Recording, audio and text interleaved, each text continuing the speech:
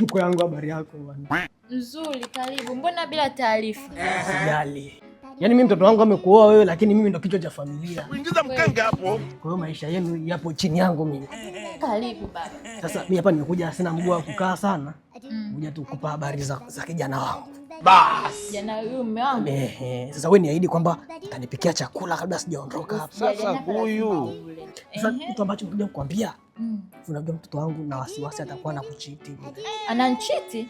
Wewe umejuaje? Nani kuchiti? Yaani sio tu kuchiti. Yeye amekwambia kama ana watoto nje. Yesu. Baba una hakika unanitania? Lakini kuelewa. Nje kwa sababu gani?